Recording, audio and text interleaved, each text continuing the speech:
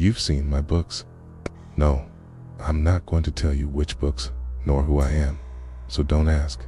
I assure you though, if you're a big reader, or even a sort of reader, then you've probably read, or at least heard of, some of my stuff. My stuff in the hypothetical sense of the phrase. As the title says, I was never actually the one who wrote my books. Again, don't ask me who really did not, because of privacy, or theft laws, or anything. I just don't know. I used to be a plumber, of all things. Not the most glamorous of professions, but it paid pretty well, seeing how almost nobody wanted to do it. My dad trained me right out of high school, and pretty soon I'd saved enough to move to my own apartment. A few years later, I decided I may as well sell my soul and get locked into a mortgage, because at least then the rent money wouldn't be going to waste. The idea was to get a few roommates and have them pay for my house instead. But I'm a private person. It's not that I liked living alone per se, but I never had many friends growing up. I didn't know who to invite to the other rooms, and the idea of strangers moving in with me. I read, that's what you do when you're 26 and you don't have friends. You read books and pretend you do have friends. And when you finish one book and realize you're still alone, you pick up the next one. It's a bit like alcohol. You have to drink another glass in the morning to recover from the damage of the glass from the night before, except nobody ever applauds you for getting drunk as a hobby, the way they do for reading. If that all sounds like a terribly depressed way to view life, well, it's probably because I am. However, I want to say it, I was in what you might call a drought period. One of those times when you read something exceptional the month before, and now you can't find anything that compares to it. I tried a few series, but nothing piqued my interest, and I'd all but given up, resorted to watching Friends for the 30th time instead. That's when I found The Basement. Basement is a strong word. Crawlspace is more accurate. I was pulling up the carpeting in one of the guest rooms during some renovations, and there it was, this flat door with a brass handle on the closet floor. Like any new homeowner, I opened it and hopped down dot rot and mildew and something metallic, all bundled into one scent. Maybe a cat had died here. It was 4, possibly from around a half feet tall. I had to stoop all the way over to shuffle forwards. I was barely 10 steps in when it appeared on the ground. A stack of papers. They weren't in any sort of an envelope. No rubber band holding them together, or even a staple. About 20 sheets were stacked one on top of another, perfectly white, as if they'd just come from the printer, even though nobody had been down here for years, judging from the age of the carpet. The passage ended a little after that. So I grabbed the papers, climbed out, and closed the trapdoor. It wasn't until that night, when I'd finished tearing out the carpet and the emptiness of the house was getting to me, that I actually stopped to read the papers, the story on them. I was enthralled. I didn't move until I'd finished them, but each word, each sentence, gripped me and dragged me in. It was real. That's what it felt like. Story on the paper was reality, and my life was the fake thing made of ink. If only I could keep reading, I could keep living. And I turned the last page. The story stopped mid-sentence. I flipped through the pages over and over, hoping somehow I'd missed a page, that there was more. I reread the entire thing. Then again, I didn't sleep that night. The next morning, I called in sick. I paced the house. I tried watching TV. I tried reading, but nothing worked. I was obsessed. I had to finish the story, but the ending didn't even exist. After 2 days of this, I'd had enough. I'll bury it, I thought. I'll bury it, and my mind will accept it's over. Instead of digging a hole, though, I went back to the crawl space. I would leave it where I found it and try to forget the story. When I went back down, a fresh stack of pages awaited me. That's how it started. New pages wouldn't appear until the old ones were read, but that was no problem. I read them with a savage hunger, chapter after chapter. I called in sick to work again, but when my dad tried to come visit, I told him not to, that he'd only get sick. I read for hours and hours, taking trips back down to the crawl space where new pages would await me each time, until finally, it was finished the end. I popped down one more time to see if there was some sort of an epilogue, but the crawl space was empty. The story was over. For weeks, I searched online for clues about who had written the story. Nothing came up. I reached out to the past owner of the house. "There's a crawl space?" Tay asked me. We never knew.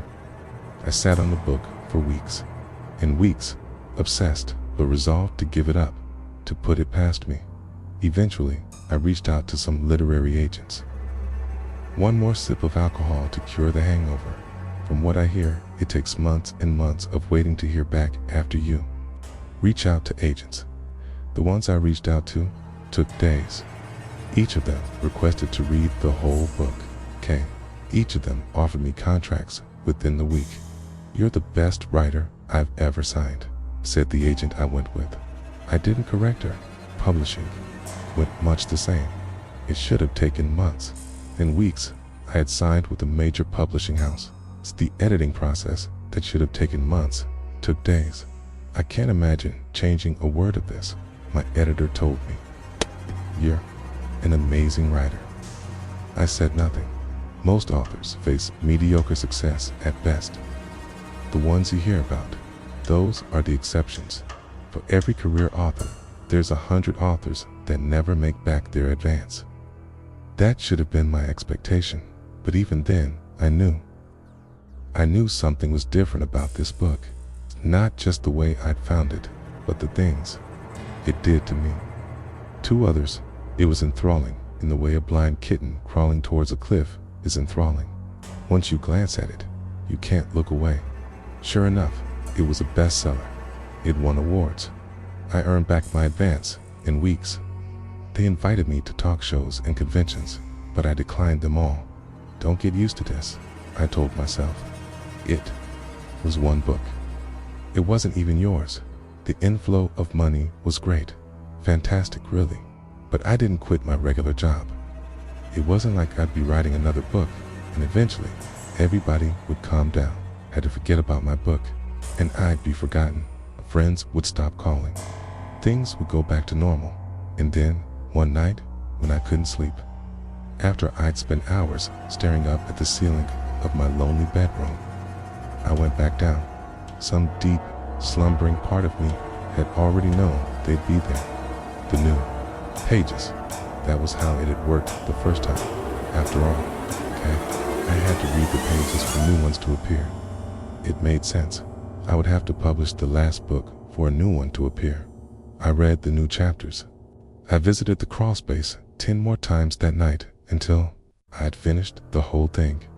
The next day, I quit my job, and so began my new life. I timed it purposefully. Every 6 to 8 months, I would submit my new manuscript. Every 6 months, I would take a trip back down to the cellar. Each book release shot me back up to the top of the bestseller list. Money rolled in steadily, more than I knew what to do with. It wasn't like I was going to buy a new house. No, that much was obvious. I would live where I did until I died, because I needed to. For my career, I told myself, I have to stay here. For my career. Even then, though, I think I knew. I wasn't staying there to support my lifestyle. It was a nice perk. Being rich certainly had its benefits, but it was about the books. It was always about the books. I reread them constantly. What else was there to do? The hours most writers take to write was free time for me. Might as well read, reread, consume at first. I would see how long I could go without picking one of my books one day. 2, 3. That was the limit, I discovered. By day 3, my palms would get sweaty and my stomach would start cramping. Eventually, I stopped resisting. Reading was all I did with my time. I quit all other books. I did try to read them, but none of them satisfied me. They were flat, like the 2D version of the 3D stories the crawlspace gave me. They were the lotus flowers from the Greek myths. Once you try one, regular food could never taste the same. At least, it's just me, I told myself. My one small comfort. I could fade away, give in, and that was all right. Nobody else would be harmed. Besides my dad, nobody cared about me. I wasn't hurting anybody. I convinced myself that was the truth. I really believed the books were just affecting me, till my first book signing. I'm not entirely sure what convinced me to do it. Maybe it was my agent or publisher who both pestered me to do one for years. Partially, it was due to one of the rare recovery periods where I was actively trying to stop reading, always to little success. But I did one, my very first book signing. The bookstore filled up. Literally, they were turning people away. Hundreds showed up to meet me, the false author of these best-selling books. They were so excited to meet me. I saw the anticipation as I did a reading. I was almost looking forward to the book signing. Despite the hours-long line, yours are my favorite books. One woman told me, these are what got me into reading. Said another, they're the only thing I read now. Glad to hear it, I said, chuckling as I signed. I looked up. The man wasn't smiling. I'm not, he said.